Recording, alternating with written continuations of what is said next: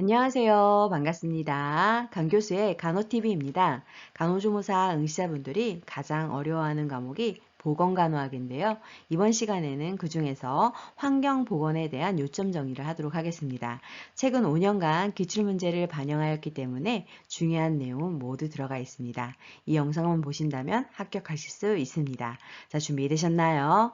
잘 들어요. 출발! 환경보건은 다음과 같이 구성이 되어 있으며 간호조무사 자격시험에서 출제 문항수는 4개입니다.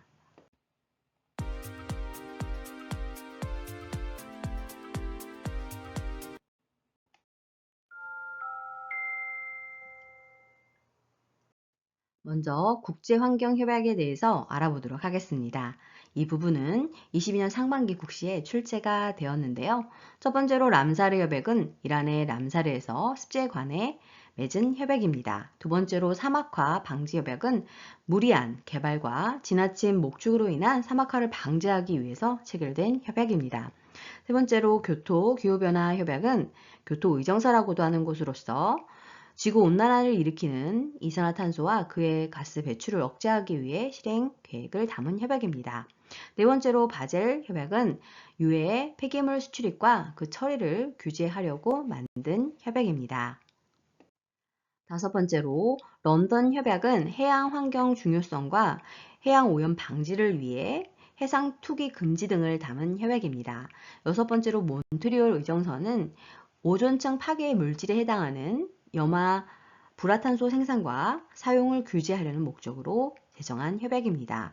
일곱 번째로 기후변화 협약은 UN 기후변화 협약, 리우 환경협약이라고도 하는데 지구 온난화를 일으키는 온실기체 배출량을 억제하기 위해서 만들어진 것입니다. 여덟 번째로 생물 다양성 협약은 생물종의 파괴 행위를 규제하도록 하고 생물 다양성 보존과 합리적 이용을 위한 국가 전략 수립을 위한 협약이라고 할 수 있겠습니다. 이처럼 최근 간호조무사 자격시험에서는 국제환경협약의 내용을 설명하고 이것이 어떤 협약에 해당이 되는지를 고르도록 하고 있습니다. 다음으로는 기후와 건강에 대해서 알아보도록 하겠습니다. 먼저 온열 조건 중에서 기온 역전에 대해서 알아보도록 하겠는데요. 이 부분은 과거 간호조무사 자격시험에 출제가 되었던 부분입니다. 대륙권 내에서는 고도가 높아지면 높아질수록 기온이 내려가는데요. 평균 100m 상승시마다 약 0.56도씩 낮아집니다. 그런데 반대로 기온 역전 현상이 발생을 하게 되면 고도가 높아질수록 기온이 반대로 높아져서 고도가 높은 곳이 하층부보다 기온이 높아지는 현상을 의미하게 됩니다. 자, 그렇다면 기온 역전 현상이 발생하는 환경들은 어떨 때일까요? 바로 바람이 없는 맑게 갠 날, 춥고 긴 겨울날, 눈이나 얼음 등으로 지면이 덮여 있을 때 발생하게 되는 것입니다. 이로 인해 발생되는 문제는 대기 오염이 되는 것으로 찬 공기와 더운 공기가 서로 교환되지 않기 때문입니다. 그래서 간호조무사 자격시험 문제에서는 기온 역전의 정의, 이것을 발생하게 하는 환경, 그리고 발생하는 문제를 물어보는 것이 출제가 되었습니다. 이번에는 기후 요소에 대해서 알아보도록 하겠습니다. 이 부분 또한 과거 국시에 출제가 되었던 부분인데요. 기후 요소라고 하는 것은 기후를 구성하는 각각의 요소, 즉 기온, 강수량, 바람, 일사량, 습도, 구름량, 일조 시간, 증발량 등이 해당이 됩니다. 이 중에서 세 가지 요소를 3대 요소라고 하게 되는데 기온, 기습, 기류가 해당이 됩니다. 기습은 강수량이 포함이 되는 것으로서 이 기습은 인간의 체온 조절에 있어서 가장 중요한 온열 요소라고 할 수 있겠습니다. 그리고 기류는 바람이 해당되는 것이죠. 다음으로는 불감기류에 대해서 알아보도록 하겠는데요. 이 부분도 과거 자격시험에 불감기류에 대한 개념 정의가 무엇인지, 불감기류의 기능이 무엇인지를 물어보는 것이 출제가 되었습니다. 불감기류는 우리가 기류를 느끼며 측정할 수 있는 한계의 범위는 대략 0.5msec 이하인데요. 그래서 우리의 피부가 감각하지 못하는 기류를 불감기류라고 하게 됩니다. 보통 불감기류는 실내나 의복 내에 끊임없이 존재를 하게 되는데요. 그 기능을 살펴보면 우리의 신진대사 기류가 생식샘, 즉 남성의 고환, 여성의 난소, 발육을 촉진시키기 위해서는 어느 정도 적정선에 쾌적한 기류가 필요하게 되는 것이죠. 우리가 직접 느낄 수는 없지만 추위에 대하여 저항력을 길러주기도 하게 됩니다. 이번에는 17년 하반기 국시에 출제가 되었던 열중증에 대해서 알아보도록 하겠습니다. 열중증은 총 4가지로 분류가 되는데요. 그 원인, 증상, 대책에 대해서 물어보는 것이 출제가 되었습니다. 먼저 열경련은 체내의 염화소듐의 감소로 인해서 발생을 하게 되는 것으로서 주로 탈수 상황에 발생을 하게 됩니다. 나타나는 증상은 경련으로 이때 필요한 대책으로는 식염수, 정맥 주사를 하는 방법이 있고 서늘한 장소로 이동을 해서 체온을 낮춰주고 이로 인해 체온을 방산시키며 소금, 물이나 이온 음료의 섭취를 해주는 것이 바람직합니다. 두 번째로 열 피로는 고온 환경에서의 노동으로 인한 순환기계 이상, 피부 혈관의 확장으로 인해서 발생하는 것으로 증상은 두통, 실신, 구토, 허탈 등이 나타납니다. 대책을 살펴보면 순환기계 이상으로 인해서 발생하는 거기 때문에 강심제, 심장을 강하게 수축하여 혈액순환을 도모하는 약제이죠. 강심제를 투여하는 방법이 있겠고 식염수 정맥주사, 서늘한 장소로 이동해서 체온을 낮춰주고 다리 올리기를 통해서 실신을 보완할 수 있겠습니다. 세 번째로는 일사병인데요. 일사병의 원인은 고열의 직사광선을 장시간 받아서 발생하게 되는 것으로 증상을 살펴보면 두통, 땀 분비가 많아지는 것이 특징입니다.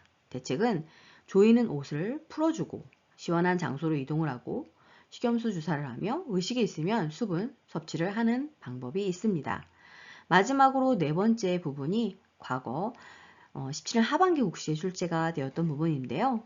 열사병은 체온 조절 중추인 시상하부의 기능의 장애로 인해서 발생을 하는 것입니다. 본디 우리의 적정 체온을 넘어서게 되면 우리는 땀을 흘리면서 체온을 낮추고자 하는 작용을 해야 하는데 체온 조절 중추인 시상 하부가 기능에 장애가 있게 되면 이것이 제대로 작동하지 않게 되는 것입니다. 그래서 나타난 증상은 40도씨 이상의 고열이 있는데 땀 분비를 하지 않는다는 것이 특징입니다. 이때 대책 방법으로는 옷을 벗기고 얼음물에 몸을 담그고 체온을 급격하게 내리는 것이 중요하다고 할 수 있겠습니다. 그런데 열중증에서 일사병과 열사병은 증상에서 확연한 차이가 있습니다. 일사병이 발생을 했을 때에는 땀 분비가 많은 것이 특징인데 열사병 시에는 땀 분비가 없는 것이 대표적인 차이라고 할 수 있겠습니다. 그래서 증상으로 차이가 나기 때문에 이렇게 암기를 하시는 방법도 있고 원인에 분명한 차이가 있기 때문에 이것을 구별하여 암기하시는 것이 필요하겠습니다. 다음으로는 감각 온도에 대해서 알아보도록 하겠습니다. 감각 온도는 23년 상반기와 18년 하반기 국시에 출제가 되었는데요. 감각 온도는 유효 온도와 실효 온도라고도 불리워지고 있습니다. 이것은 기온, 기습, 기류의 요소를 종합한 체감 온도를 말하는 것이죠. 포압도 100%, 정지 공기 상태에서 동일한 온감을 주는 기온이라고 할 수 있겠습니다. 그래서 개념 정의를 설명해 놓고 이것에 해당하는 것이 무엇이냐 물어보는 것이 출제가 되었습니다. 다음으로는 최적 온도인데요. 이 부분은 17년 하반기 국시에 출제가 되었습니다. 개념 정의를 살펴보면 체온 조절에 있어서 가장 적절한 온도로 작업의 강도, 계절, 성, 연령, 의복, 음식에 따라 달라지게 되는데 최적 온도는 생활하는 데 가장 적절한 온도로 습도 및 기류와도 밀접한 관련을 맺고 있는 것이 특징입니다. 다음으로는 불쾌지수에 대해서 알아보도록 하겠습니다. 과거 자격시험에 출제가 되었었는데요. 불쾌지수라고 하는 것은 의학용어로 DI라고 합니다. 기온과 기습에 따라 사람이 느끼는 불쾌감의 정도를 수치로 나타낸 것이라고 할 수 있게 되는데요. 그래서 자격시험 문제에서는 몇 퍼센트 이상의 사람이 불쾌감을 호소할 때 DI 지수는 얼마인가 라고 출제가 되고 있는데요. 자, 살펴보면 10%의 사람이 불쾌감을 호소하는 경우는 DI가 70보다 크거나 같을 때입니다. 그리고 50% 이상의 사람이 불쾌감을 호소하게 되면 DI 수치는 75보다 크거나 같다입니다. 그리고 거의 모든 사람이 불쾌감을 호소하는 경우는 DI가 80보다 크거나 같을 때이고 견딜 수 없는 상태일 경우에는 DI가 86보다 크거나 같을 때입니다. 그래서 각각의 얼마만큼의 불쾌감을 호소하는지를 설명하고 그 수치가 얼마인지를 고르도록 하고 있기 때문에 이 부분을 암기해 주시면 되겠습니다. 그리고 카타 냉각력은 공기의 냉각력을 측정하여 공기의 쾌적도를 측정하는 데 사용이 되고 있습니다. 자, 그러면 이번에는 기후 특성에 따른 질병에 대해서 알아볼까요?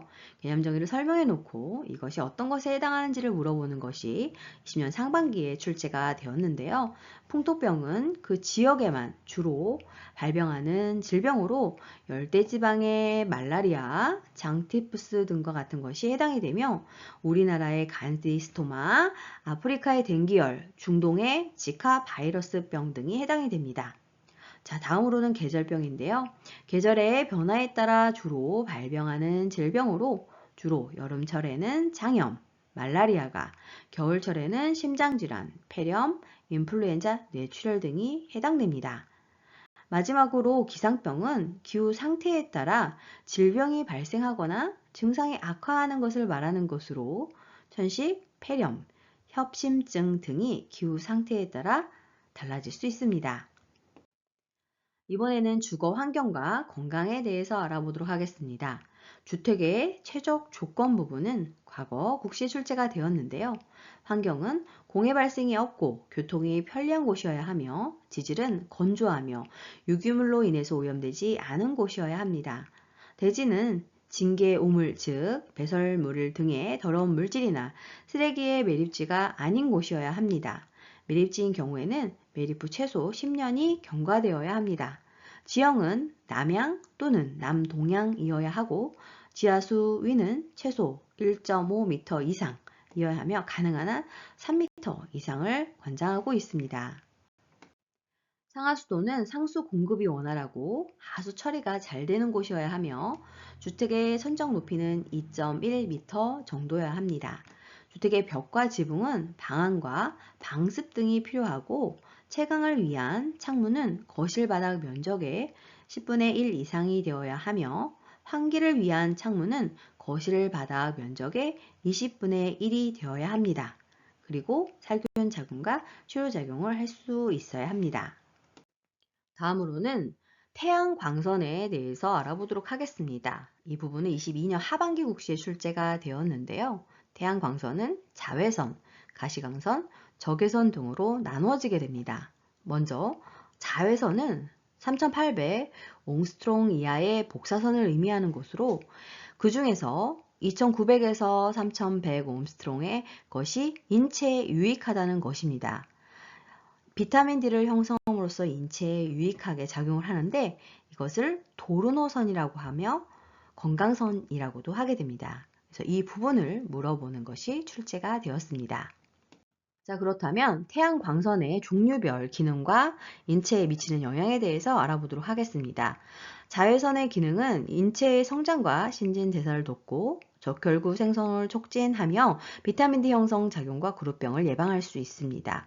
살균작용과 치료작용, 결핵, 관절염에 효과가 있습니다. 자, 그렇다면 자외선이 미치는 영향에는 어떤 것들이 있을까요? 피부에는 피부의 홍반, 색소 침착, 피부 박리, 피부암을 일으킬 수 있습니다. 그 밖에도 눈에는 결막염, 백내장을 일으킬 수 있고 면역 기능을 저하시키는 작용을 하기도 합니다. 자, 이번에는 적외선의 기능에 대해서 알아볼까요? 소독과 살균, 온열감, 관절과 근육치료, 국소 부위 혈액순환을 증진하는 효과가 있습니다. 적외선이 미치는 영향을 살펴보면 화상, 홍반, 색소 침착 등의 피부 장애를 초래하게 됩니다. 화상 부분을 물어보는 것이 출제가 되었고요. 여름철 머리 부분에 강한 적외선을 받게 되었을 때 일사병이 발생할 수 있게 되며 백내장, 시각 장애, 중추신경 장애를 초래할 수 있습니다. 자, 그렇다면 가시광선의 기능은 어떤 것들이 있을까요? 눈의 망막을 자극하여 명암과 색채를 구분함으로써 사물을 볼 수 있게 되고 광합성 작용을 하게 되는데 식물이 영양분을 만들 수 있게 하면서 나타나는 작용입니다. 그리고 가시광선이 인체에 미치는 영향이 어떤 것이 있는지를 보면 조도가 적절하지 않을 때 눈에 떨림, 안진이 있게 되고 근시, 시력 장애, 눈 피로 등의 문제가 발생할 수 있습니다. 이번에는 공기와 건강에 대해서 알아보도록 하겠습니다. 먼저 공기의 조성 부분은 21년 상반기 자격시험에 출제가 되었던 부분인데요. 공기는 계류권, 성층권, 오존층으로 나누어지게 됩니다. 각각의 특징을 설명하고 이게 어느 층에 해당하는지를 물어보는 것이 출제가 되었는데요. 대류권은 공기는 지상으로부터 약 1000km 상공에 있는 대기층을 구성하고 있게 되고 지상에서 11에서 12km 이내의 대기층을 대류권이라고 하게 됩니다. 그 다음으로 성층권은 12에서 50km의 대기층을 의미하고 오존층은 성층권 중에서 20에서 25km의 대기층입니다. 이 오존층이 하는 기능은 태양광선 중에서 생물체에 해로운 자외선을 흡수하여 지구의 인간과 동식물의 생명을 보호하고 막아주는 중요한 기능을 하게 됩니다. 그래서 오존층에 대한 부분을 설명해 놓고 이것이 어느 층에 해당하는지를 물어보는 것이 출제가 되었습니다. 자, 그렇다면 공기의 조성은 어떻게 이루어져 있을까요? 대표적인 부분들이 문제로 출제가 되었는데요.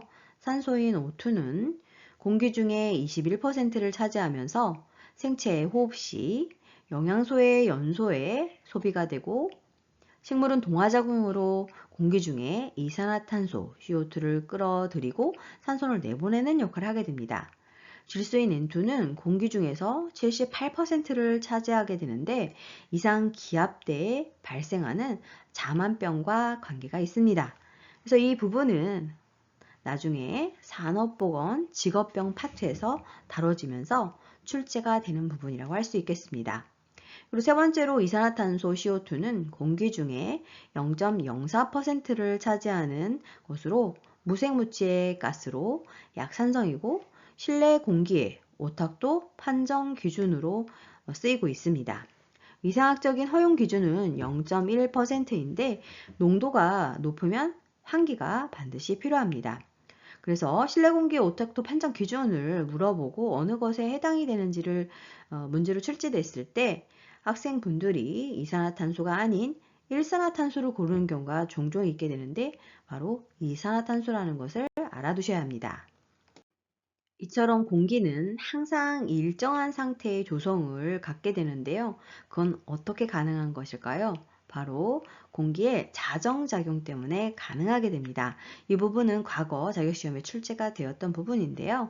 첫 번째로 식물의 탄소, 동화 작용에 의해서 이산화탄소와 산소의 교환작용이 일어나게 되고 두 번째로 산소, 오존 및 과산화수소에 의한 산화작용이 발생하게 됩니다. 세 번째로 자외선에 의한 살균작용과 네 번째 희석력, 오염물질이 퍼지면서 희석되는 거죠. 다섯 번째 강우 및 강설에 의한 공기 중에 용해성 가스와 부유먼지를 제거하는 세정작용과 여섯 번째 중력에 의한 밑으로 내려앉는 침강작용을 통해서 자성작용이 일어나게 되고 공기의 조성이 바뀌지 않게 되는 것입니다. 다음으로는 실내 공기 오염 물질에 대해서 알아보도록 하겠습니다. 이 부분은 20년 하반기 국시에 출제가 되었는데요. 폼알데하이드가 출제가 되었습니다. 자, 폼알데하이드는 새집 증후군을 일으키는 대표적인 실내 오염 물질에 해당이 되는데요. 신축 아파트에 입주를 하게 됐을 때 두통, 피부염, 눈과 코에 자극 등의 증상을 호소하는 것이 바로 폼알데하이드가 발생하는 문제입니다. 그래서 이것을 세집증후군이라고 하는 것이 출제가 되었던 거죠.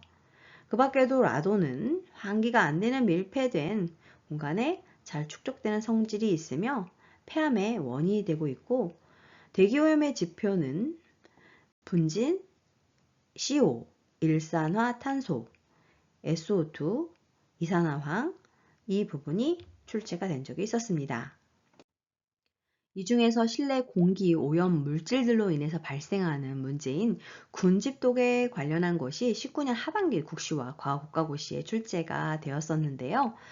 이것은 일정 공간에 다수인이 밀집 또는 산소가 불충분한 실내에 장시간 밀폐로 인해서 실내 환기가 불량하여 정상 공기 성분의 화학적 조성에 변화가 나타난 것을 의미합니다.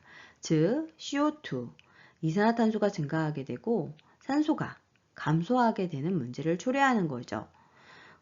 간호조무사 자격시험에서는 군집독을 일으키는 환경이 어느 것인지를 물어보는 것 또한 출제가 되었었는데요. 극장과 만원 버스 등이 바로 다수인이 밀집하는 환경입니다. 이로 인해 나타나는 증상으로는 두통, 불쾌감, 권태, 현기증, 구토 등의 신체 증상을 초래하게 되고, 이것을 예방하는 그리고 처치 방법으로는 실내 환기를 통해 개선할 수 있겠습니다.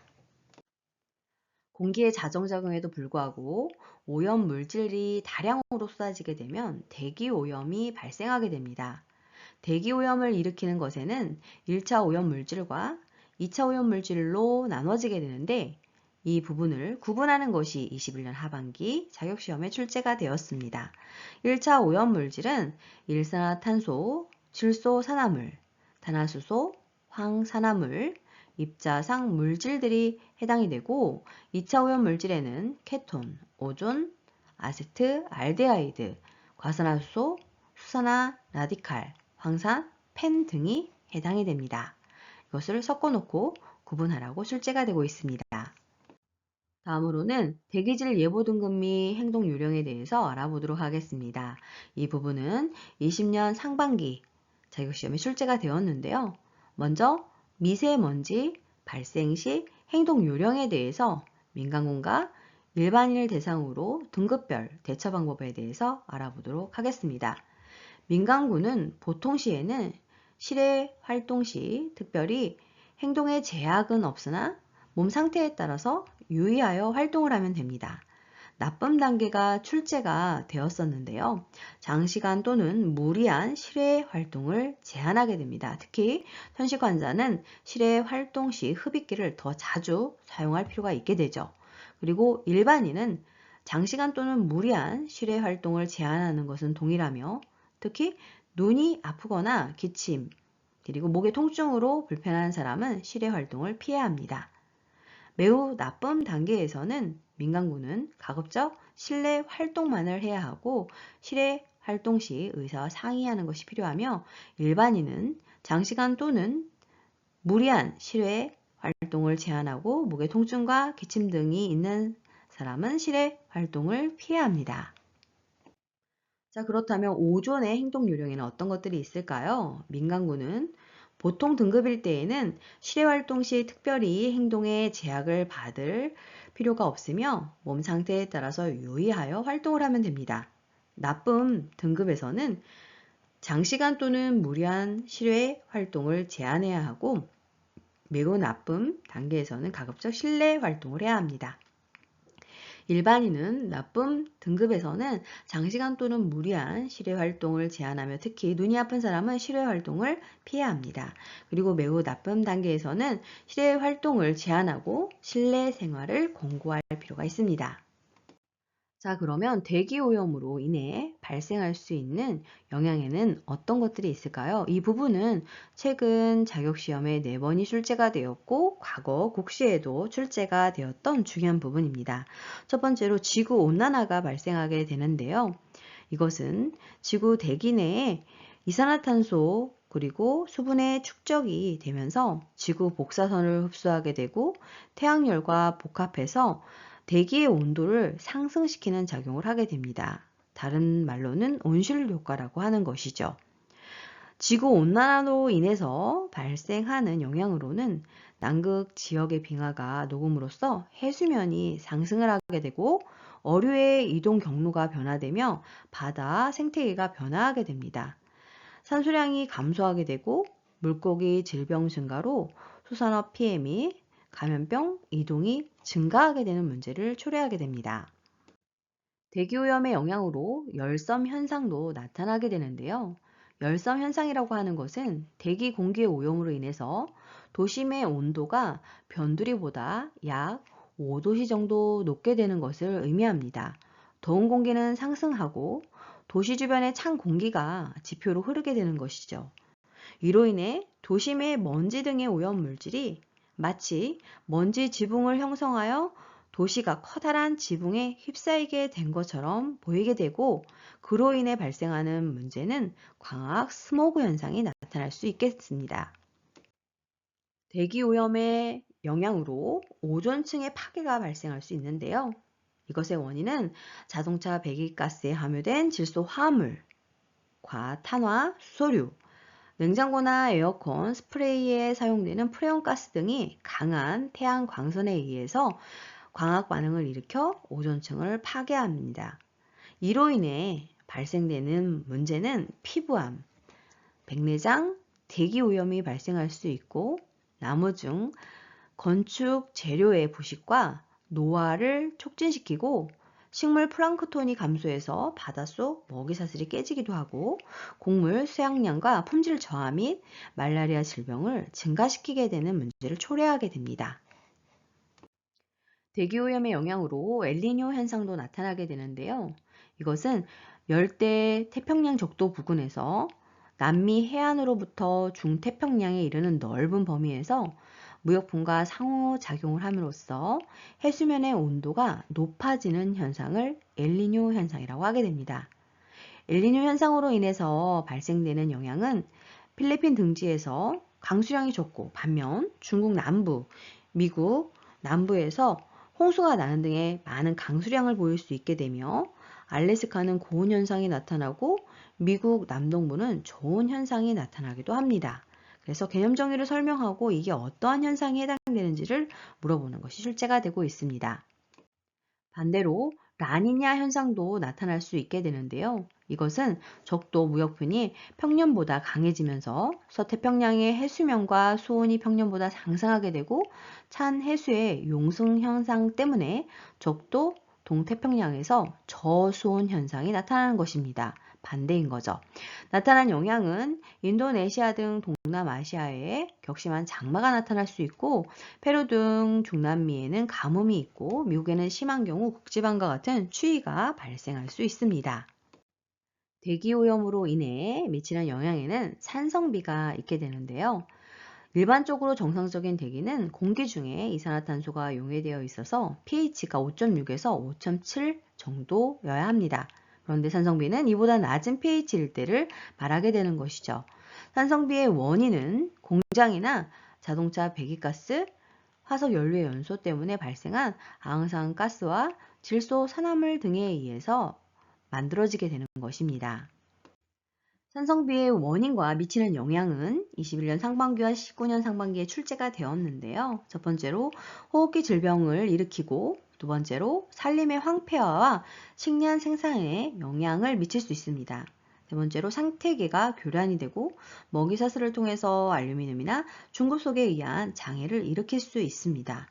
네 번째로는 금속, 건축물, 그리고 역사 유적 등의 부식이 일어날 수 있으며, 다섯 번째, 대기 중에서 인간의 가시거리, 시정이 현격히 좁혀질 수 있게 됩니다. 자, 그렇다면 각 오염물질의 특성에는 어떤 것들이 있을까요? 먼저 일산화탄소, CO에 대해서 알아보도록 하겠습니다. 이 부분은 과거 국시에 다수 출제가 되었던 부분인데요. 탄소 화합물을 태울 때 산소가 부족하거나 불완전 연소하여 생성이 되는 것으로 무색, 무미, 무치, 무자극성의 특성을 갖고 있습니다. 일산화탄소가 나오는 오염원으로는 용광로의 가스 또는 자동차 배기가스 등이 해당이 되고, 일산화탄소 중독이 일어나게 되면 나타나는 증상으로는 혈색소 즉 헤모글로빈과의 결합력이 산소보다 210배나 강해지면서 본래 헤모글로빈이 해야 하는 산소 운반 능력이 박탈되게 되는 것입니다. 그래서 더 이상 산소를 운반할 수 없게 되면서 저산소증이 되는 것이죠. 그리고 두통, 의식 상실, 호흡곤란, 보행장애, 시력장애 등을 초래하게 되는 것입니다. 그래서 일산화탄소 중독 시에 가장 먼저 해야 할 일은 신선한 공기를 제공하는 것으로 환기를 해야 합니다. 다음으로는 환경영향평가 제도에 대해서 알아보도록 하겠습니다. 이 부분은 23년 하반기와 18년 상반기 두 번 출제가 되었는데요.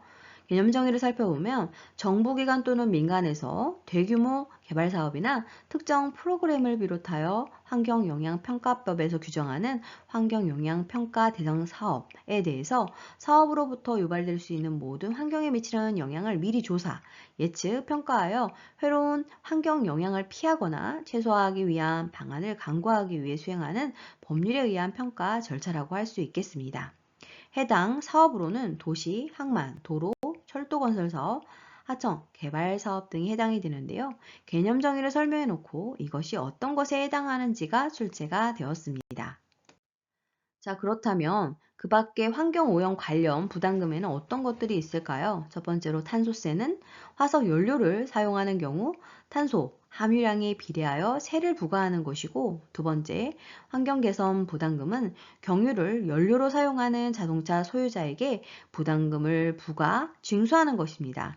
세 번째로 안전관리 예치금은 부도 등으로 공사 현장이 방치될 경우를 대비하여 미리 미관 개선과 안전관리에 필요한 비용을 예치하는 것입니다. 네 번째로 공해배출 부담금은 허용 기준치가 넘는 대기, 수질오염 물질, 산업 폐수를 내보내는 산업장에 벌금을 부과하는 것입니다. 다음으로는 님비 현상에 대해서 알아보도록 하겠습니다. 개념 정의가 출제가 되었는데요. 님비 현상은 Not in my backyard의 머리글자에 해당이 되는 것으로 자기 중심적인 공공성 결핍 증상입니다. 늘어나는 범죄자, 마약 중독자, 장애인 아파트나 재활원, 산업 폐기물, 쓰레기 등의 수용 처리 시설의 필요성에는 찬성을 하지만 자기 주거지역에 이러한 시설물이 들어서는 데에는 강력히 반대하는 것을 일컫는 단어입니다. 우리나라에서도 님비 현상이 나타나고 있는데 쓰레기 매립지 건설이나 핵폐기물 처리 장소를 주민이 반대하는 것이 바로 이것에 해당이 됩니다. 그렇다면 인피와 핀피는 무엇일까요?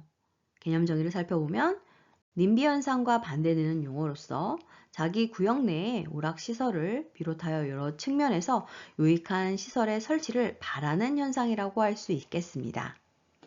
마지막으로 그린피스에 대해서 알아보도록 하겠습니다. 그린피스는 지구의 환경을 보존하고 세계의 평화를 증진시키는 활동을 벌이는 대표적인 국제 비정부 기구에 해당이 되는데요. 활동사항을 살펴보면 초기에는 핵실험, 방사능, 폐기물 해양 투기와 같은 핵 활동 금지와 해양 동물 보호를 하였습니다. 최근에는 기후변화 대응이라든가 해양오염 방지, 세계 원시림 생태계 보호, 생물종의 다양성 유지 활동 등을 하고 있고 2011년도에 발생한 일본 후쿠시마 원자력 발전소 사고와 관련해 배를 타고 일본 연안을 직접 방문해 조사하는 것들이 대표적이라고 할 수 있겠습니다. 이 부분은 과거 자격시험에 출제가 되었던 부분입니다. 물과 건강 중에서 물의 자정작용에 대한 부분이 과거 국시에 출제가 되었는데요. 그 순서를 나열하라고 하는 것이 출제되었습니다. 물리학적 작용은 희석, 확산, 침전 등을 통해서 이루어지고 화학적인 작용은 산소와의 결합에 의한 산화작용 등으로 이루어집니다. 생물학적 작용은 미생물들에 의한 유기물의 분해나 수중, 동물의 먹이로 제거가 됨으로써 자정작용이 이루어지고 있습니다. 물의 자정작용에도 불구하고 오염물질이 많을 때에는 인공적인 정화 방법을 통해서 정화를 해야 합니다. 이것은 과거 국시에 출제가 되었던 부분으로 순서와 방법적인 것이 문제로 나왔습니다. 침사지, 침전지, 여과지의 방법을 통해서 이루어지며 침사지는 비중이 큰 모래 입자를 제거하는 곳이고 침전지는 유기물과 부유 고형물을 제거하는 것인데요. 이때 황산 알루미늄 또는 명단을 사용하는 약품 침전을 하는 것으로 주로 급속 여과법을 이용하게 되는 것입니다. 여과제는 물을 여과, 걸러서 흡수함으로써 수인성 감염병 환자의 발생률을 감소시키는 효과를 얻게 되었고 밀즈 라인케 현상이라고도 하고 있습니다. 자, 그렇다면 먹는 물의 수질 기준에는 어떤 것들이 있고 적정 기준이 무엇인지에 대해서 알아보도록 하겠는데요. 이 부분은 최근 간호조무사 자격시험에 정말 많이 출제되었던 부분입니다. 지금 보시는 바와 같이 10번 가까이 출제가 되었고요. 과거에도 출제가 되었던 부분입니다. 먼저 색도는 물의 색 정도를 나타내는 것으로 색도 5도 이하여야 하고 탁도는 물에 탁한 정도로 물이 탁하게 되는 것은 토사 등의 부유 고형물이나 용존 물질의 화학적 변화에 의한 것입니다. 부유 물질량은 오염된 물일수록 물 안에 떠다니는 물질이 많은 것이며 수소 이온 농도인 pH는 5.8에서 8.5가 정상입니다. 그리고 불소는 1.5mg/L 이하여야 먹는 물 수질 기준에 해당이 되겠습니다. 그 밖에도 먹는 물 수질 기준에는 여러 가지 있게 되는데 이 부분을 나열한 후 다음 중 먹는 물 기준이 아닌 것을 골라라 이렇게 출제가 되고 있는 것이지요. 이어서 살펴보면 암모니아성 질소, 즉 아질산성 질소는 0.5mg/L 이하여야 하고 총 트리할로메탄은 0.1mg/L 이하여야 합니다. 그리고 일반 세균은 100 CFU/ml 이하여야 하고 총 대장균군은 100cc에 하나도 없어야 하며 대장균군이 의미하는 것은 분변 오염의 지표로 활용이 되고 있습니다. 즉 대변에 오염된 것을 간접적으로 확인할 수 있는 지표인 거죠. 그리고 잔류염소, 유리잔류염소는 4.0mg/L 이하여야 합니다. 그리고 염소 소독을 하게 되는데 이때 상수도 소독 시 경제적이고 가장 간편한 소독 방법이라고 할 수 있겠습니다. 다음은 추가로 관련 지표들을 살펴보도록 하겠습니다.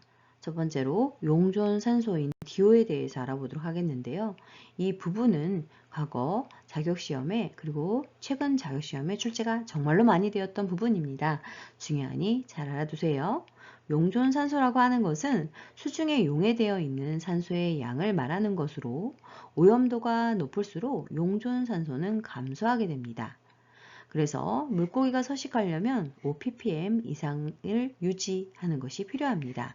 그리고 용존 산소는 생화학적 산소 요구량인 BOD가 높을수록 감소하는 특징을 갖고 있고 용존 산소는 온도가 낮을수록 산소의 함유량이 많아서 오염도가 낮은 특징이 있습니다. 그리고 수중의 용존 산소량이 높을 때에는 온도가 낮고 물은 깨끗한 특징을 갖고 있으며 식물성 플랑크톤이 급격히 번식할 때에는 산소를 많이 소모하기 때문에 용존 산소는 감소하게 되는 것입니다. 그리고 용존 산소는 염분이 높을수록 감소하게 되고 염분이 높다는 것은 깨끗한 물이 아닌 것을 의미합니다.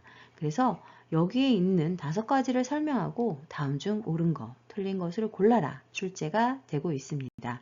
중요하니 모든 줄을 암기해 주세요. 다음으로는 생화학적 산소 요구량인 BOD에 대해서 알아보도록 하겠습니다. 이 부분도 중요합니다. 수중에 존재하는 유기물을 호기성 상태에서 호기성 미생물에 의해 20도씨에서 5일간 산화시킬 때 소비되는 산소의 양을 말하게 되는 건데요. BOD 시험은 보통 하천소 및 가정 오수에 주로 이용이 되고 있습니다.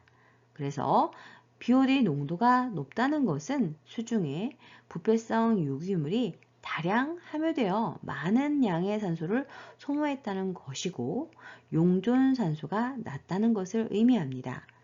또한 BOD의 농도가 낮다는 것은 수중에 부패성 유기물 함유량이 적어서 적은 양의 산소를 소모한다는 것으로, 즉 적은 양을 소모했기 때문에 용존 산소가 높다는 것을 의미합니다. 자, 그 다음으로는 화학적 산소 요구량 COD에 대해서 알아보도록 하겠는데요. 이 부분도 중요합니다. 수중의 유기물을 산화제를 이용하여 산화시킬 때 요구되는 산소의 양을 의미하는 것으로, 산화제로는 다이크로면산 포타슘과 가망간산 포타슘을 사용하여 소비량이 많을수록 오염된 물을 의미하게 됩니다. 즉, 화학적 산소 요구량인 COD가 높다는 것은 오염된 물을 뜻하게 되고, COD 시험은 주로 공장 폐수 및 호수, 해수를 평가할 때 사용이 됩니다. 자, 그러면 이번에는 수인성 질환에 대해서 알아볼까요? 각각의 특징을 설명한 다음에 옳은 것, 틀린 것을 골라라 출제가 되고 있는데요. 발생 상황을 보면 폭발적이고 동시에 발생을 하며 대체로 급수 지역에 일치하게 됩니다. 성별, 연령별, 직업별에 따른 차이가 없이 발생을 하고 있고 사망률은 낮고 2차 감염은 없는 편입니다. 그리고 연중 발생하지만 비가 많이 오고 곰팡이와 세균이 잘 번식하는 고온다습한 여름철에 많이 발생하는 것이 특징입니다. 자, 그렇다면 수인성 감염병 예방을 위해서 가장 먼저 해야 하는 것은 무엇일까요? 음용수 관리를 해야 하는 것입니다. 자, 그렇다면 수질 오염으로 인해 미치는 영향에는 어떤 것들이 있을까요? 건강상의 피해와 농업, 어업의 피해, 부영양화, 적조 현상이 발생할 수 있습니다. 이 부분은 뒷부분에서 자세하게 다뤄지겠습니다. 그리고 미나마타병은 메틸 수은 중독에 의해서 발생하며 이타이타이병은 카드뮴 중독으로 발생됩니다. 자, 그러면 수인성 질환의 대표적인 질환은 어떤 것들이 있을까요? 장티푸스, 파라디푸스, 세균성 이질, 아메바성 이질, 콜레라, 폴리오, 유행감염이나 기생충 감염 등이 해당됩니다. 자, 그렇다면 수질 오염의 관리 대책은 어떤 것들이 있을까요? 상수원의 보존과 하수 및 폐수, 처리시설의 확충, 수질 보전을 위한 행정적 지원 등이 있습니다. 자, 그러면 미나마타병의 발생 원인은 무엇인지 좀 더 자세히 알아볼까요? 이것은 신일본 질소 미나마타 공장의 메틸 수은 화합물에 의해서 오염된 어패류를 그 지역 주민이 장기간 대량으로 섭취하면서 발생하게 되었습니다. 그래서 해당 중금속이 무엇인지 출제가 되기도 하고, 또는 이것으로 인해서 발생되는 증상이 무엇인지를 물어보는 것이 과거국시에 다소 출제가 되었습니다. 권태로움이 있고 우울증, 피로감, 두통, 설사, 궤양, 소화기 점막의 부식, 단백뇨, 보행실조, 떨림, 구내염, 불면, 현기증, 사지마비, 기억력 감퇴, 언어장애, 시청각 기능장애 등을 일으키는 중추신경의 질환이며 태반을 통해서 지지나 출생률이 증가하는 것이 특징입니다. 다음으로는 이타이이타이병에 대해서 알아보도록 하겠습니다. 이것은 카드뮴의 만성적인 중독에 의해서 신세뇨간에 질병이 생겨서 제흡수 기능이 저해됨으로써 칼슘의 상실과 체내칼슘의 불균형을 일으키는 질환입니다. 그래서 마찬가지로 이것의 중독을 일으키는 중금속이 무엇인지와 관련 증상을 물어보는 것이 출제가 되고 있는데요. 골연화증, 골절, 허리와 관절이 심한 통증이 있거나 흉통, 현기증, 요통, 보행장애, 근육통, 폐부종, 단백뇨, 호흡곤란, 식욕부진, 구토와 설사, 복통위염, 비염, 불면, 빈혈, 골격, 변화 등이 나타나게 됩니다. 이번에는 부영양화와 적조현상에 대해서 알아볼까요? 부영양화는 수역이나 수중 생물의 영양분이 과다해져 가는 현상입니다.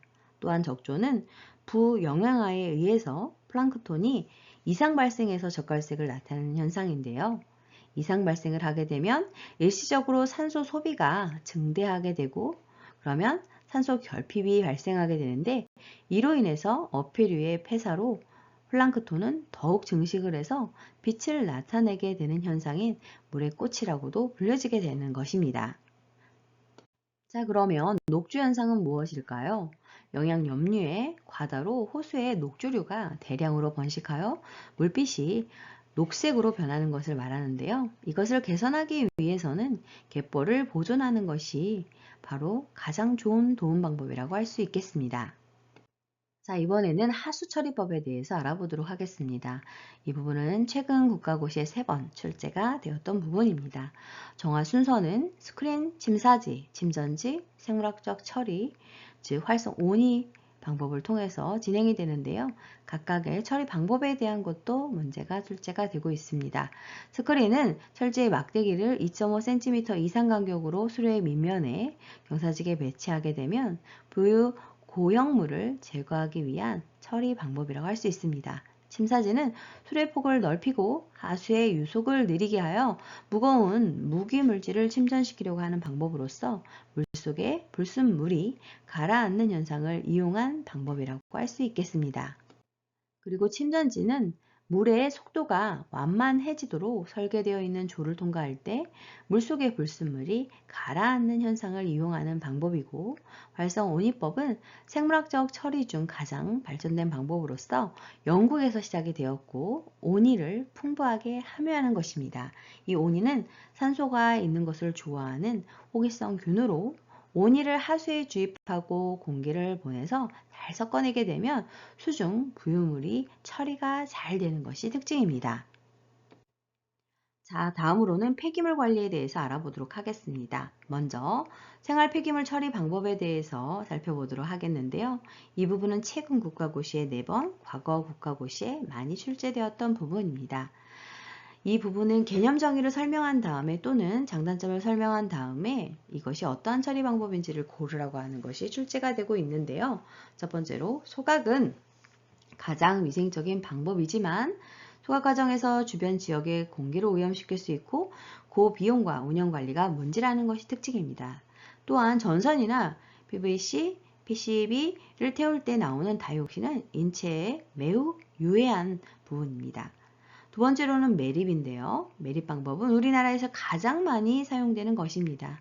땅에 그냥 묻는 방법으로서 가장 저렴하고 간단한 처리 방법이라고 할 수 있습니다. 고형 폐기물의 대부분을 처리하고 있고 매립 후 지하로 오염물질이 침투되면서 지하수 오염을 일으킬 수 있는 것이 특징입니다.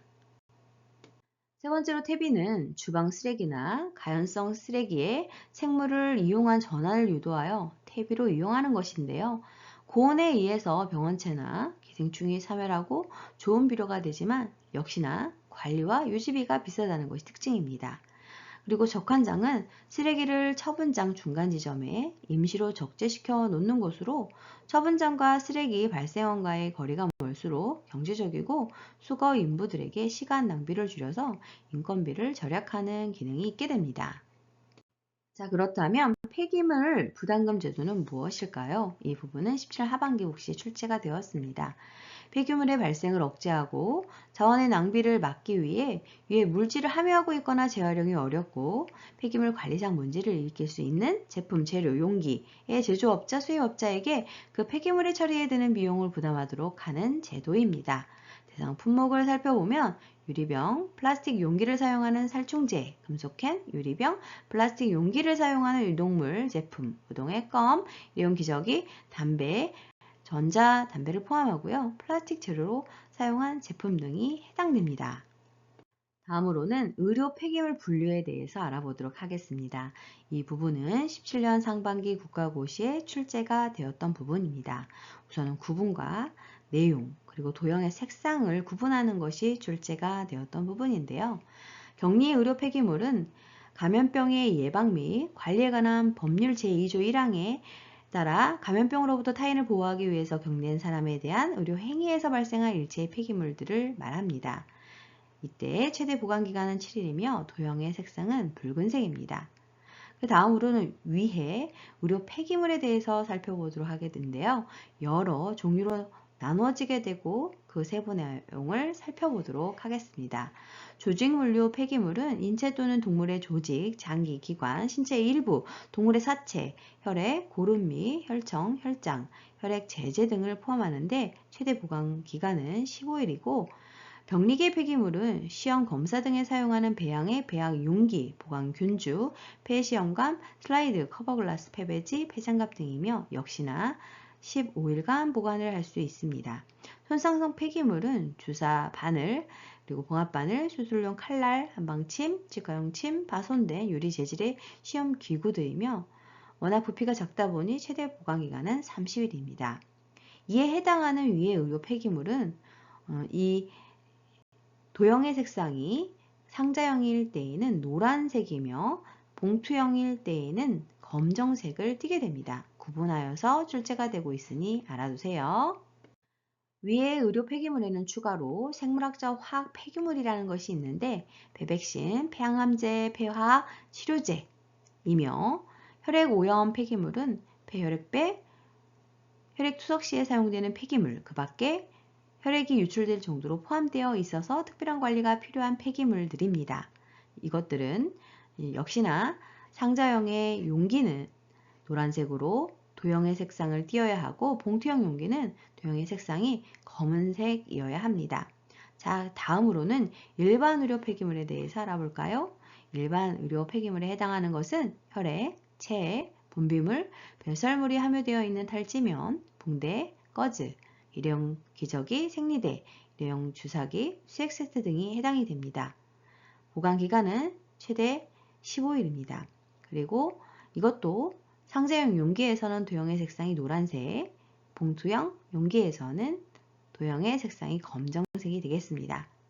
마지막으로는 인체 조직물 중 태반에 대해서 살펴보도록 하겠는데요. 이것은 재활용하는 경우 4도씨 이하의 전용 냉장 시설에 보관이 되어야 하며 마찬가지로 보관기간은 15일이고 도형의 색상은 녹색입니다. 다음으로는 식품과 건강에 대해서 알아보도록 하겠습니다. 식중독은 무엇일까요? 병원 미생물이나 유해한 화학물질에 오염된 식품을 경구적으로 섭취함으로써 일어나는 것으로 단시간 내에 발생하고 집단적으로 발생하고 2차 감염은 드문 것이 특징입니다. 주증상은 오심구토, 복통, 설사 등이 나타나며 원인 물질에 따라서 세균성, 화학성, 자연독, 식중독으로 크게 세 가지로 분류가 되고 있습니다.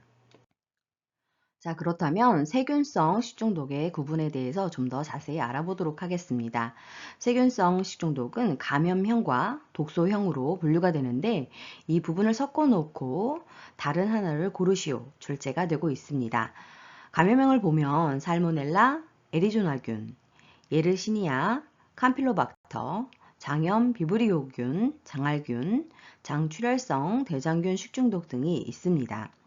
독소형에는 포도알균 식중독, 보틀리누스 중독, 그리고 웰치균 식중독이 있습니다. 식중독의 발생 원인에는 어떤 것들이 있을까요? 소득 수준이 향상이 되면서 외식 비율이 증가하고 있고 사회의 발달과 집단화에 따른 단체 급식의 증가가 있습니다. 소비자들의 식습관이 변화되고 식품 무역이 증가하게 되고 환경 변화에 따른 미생물 증식의 변화 때문에 발생하게 되는 것입니다. 식중독의 종류별 특징을 살펴보도록 하겠는데요. 먼저 장출혈성 대장균 식중독에 대해서 알아보겠습니다. 이 부분은 최근 3번 출제가 되었는데요. 급식으로 햄버거를 먹은 아이들이 복통, 설사, 발열, 구토 증상을 집단으로 호소할 수 있고 심각한 용혈 요독 증후군을 나타낼 수 있습니다. 살모넬라 식중독은 열에 비교적 약해서 62에서 65도씨 30분 정도를 가열하게 되면 저온 살균이 되어 사멸이 됩니다. 그런데 가열하지 않게 되면 저온에서도 비교적 저항성이 강하여 생존하게 됩니다. 또한 쥐의 변 등에서 감염되고 불결한 식품에 의해 번식이 되고 주증상으로는 설사, 복통, 발열 등 구역질, 구토, 현기증 등이 발생할 수 있습니다. 그리고 치료 및 예방을 위해서는 저온 살균으로 가능합니다.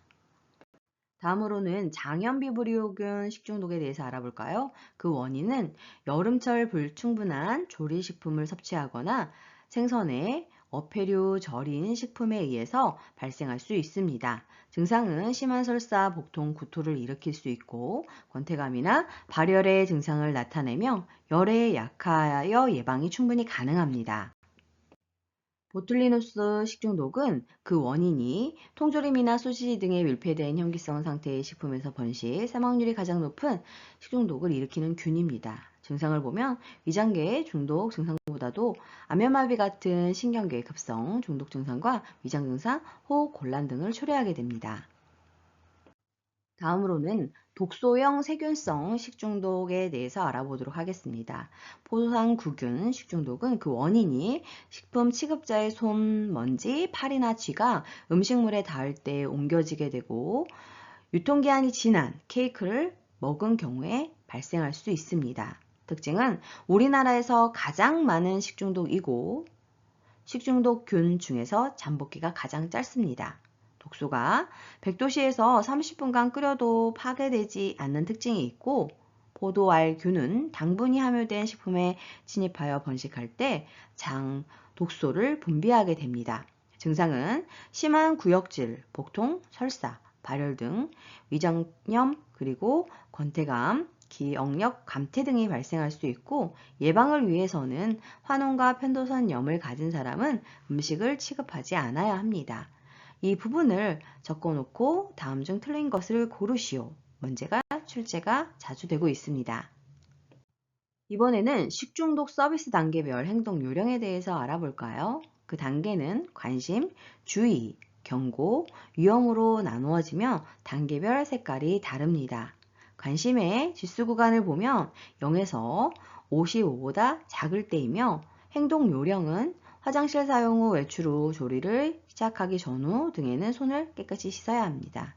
주의 단계는 55보다 크거나 같고 71보다 작을 때인데 행동 요령은 음식물은 85도씨 이상에서 1분 이상 가열 조리하고 채소 및 과일류의 비가열 식품은 흐르는 물에 깨끗이 씻어서 섭취합니다. 경고 단계는 70보다 크거나 같고 86보다 작을 때인데 행동 요령은 식품 용수는 가급적 수돗물을 사용하고 지하수는 반드시 끓여서 마시며 조리기구는 충분히 세척한 후 소독합니다. 위험 단계는 86보다 크거나 같고 100보다 작거나 같을 때이며 행동 요령은 구토, 설사, 정도가 심하고 탈수, 발열, 발진 등 증상 시 바로 의료기관을 방문하여 전문의의 지시를 따르고 집단 설사 환자가 발생하면 가까운 보건소에 신고해야 합니다. 다음으로는 자연독 식중독에 대해서 알아보도록 하겠습니다. 이 부분은 최근 국가고시에 3번, 과거 국시에 다수 출제가 되었던 부분입니다. 먼저 보거 중독에 대해서 알아볼 텐데요. 원인 독소는 테트로도톡신이고 보거의 알이나 생식기, 즉 난소 고안, 그리고 간, 피부 장에 존재하고 그 중에서 내장에 가장 많습니다. 특징은 잠복기가 30분에서 5시간으로 굉장히 짧고 중독 증상으로 운동장애, 심하면 호흡 중추신경이 마비됨으로써 호흡을 알 수 없게 되면서 사망에 이르게 됩니다. 다음은 폐류 중독, 조개 중독, 굴 중독에 대해서 알아보도록 하겠습니다. 홍합 등의 조개의 독소는 미틸로톡신이고 모시 조개나 굴의 독소는 베네루핀입니다. 특징은 12시간에서 48시간의 잠복기를 거쳐서 심하면 7일에서 10일 후에 사망을 하게 되는데요. 증상은 불쾌감, 권태감, 발열, 복통, 구역구토, 두통, 폐하출혈, 의식혼란, 출혈, 혈변 등이 발생할 수 있으며 치명률이 44에서 50%로 상당히 높습니다.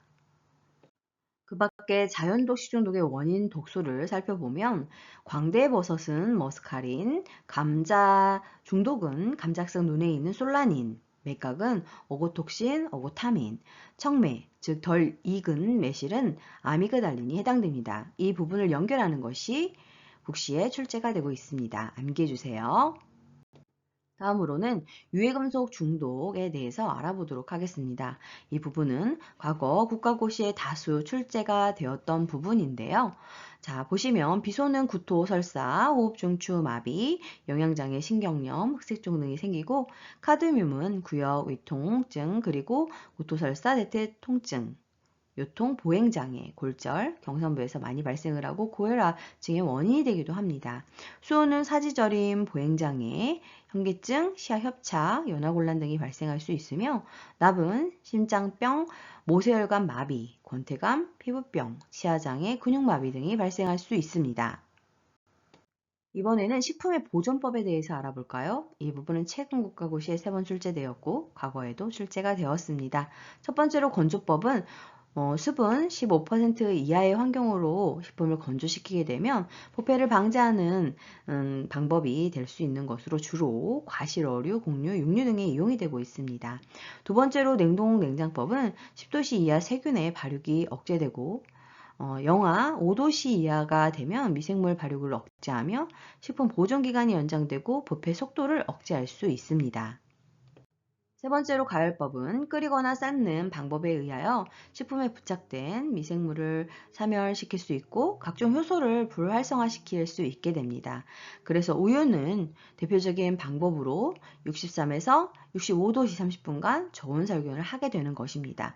네 번째로 밀봉법은 마른 식품이나 곡류를 밀봉을 함으로써 바깥 공기와의 접촉을 차단하여 부패를 방지하는 방법이고, 다섯 번째 통조림법은 캔 속의 가스를 제거하고 밀봉한 후 다시 가열 처리함으로써 효소의 비활성화, 세균 발육과 번식 억제로 식품의 부패 방지 및 장기간 보존 효과를 얻을 수 있게 됩니다. 이번에는 화학적 보존법인 절임법에 대해서 알아볼까요? 이 부분이 최근 국가고시 3번 출제되었습니다. 첫 번째로 염장법은 해산물, 축산물, 야채류 등에 이용이 되고 있고 식염을 이용하여 식품 내 수분을 제거하고 세균의 원형질을 분리시킴으로써 부패를 방지하는 방법이라고 할 수 있습니다. 두 번째 당장법은 식품의 당의 농도를 50% 이상 유지를 했을 때 효모, 곰팡이 및 세균의 발육이 억제되고 젤리, 잼, 가당 연유, 과실 등에 많이 이용이 되고 있습니다. 세 번째로 산저장법은 산도가 낮은 초산을 써서 세균이나 곰팡이, 효모와 같은 미생물의 번식을 억제함으로써 부패를 막는 방법으로 과일, 채소의 저장이 이용이 되고 있습니다. 다음으로는 식품과 관련된 주요 개념에 대해서 알아보도록 하겠습니다. 이 부분은 과거 국시에 출제가 되었던 부분인데요. 방부는 직접 세균을 죽이지 않고 세균의 생활환경을 불리하게 만들어서 미생물의 성장과 번식을 억제하는 것입니다. 부패는 단백질이 미생물의 작용에 의하여 분해되는 과정이고, 발효는 탄수화물을 분해시키는 과정과 에너지를 얻는 작용입니다. 변폐는 당질 또는 지질이 변질되는 것이고, 변질은 식품을 방치했을 경우 것과 내용이 본래의 성질을 잃어버리게 되어 먹을 수 없는 상태가 되는 것을 의미합니다. 수고 많으셨습니다. 좋아요와 구독 꾹 알람 설정 눌러주시면 새로운 강의 동영상을 만나보실 수 있습니다. 감사합니다.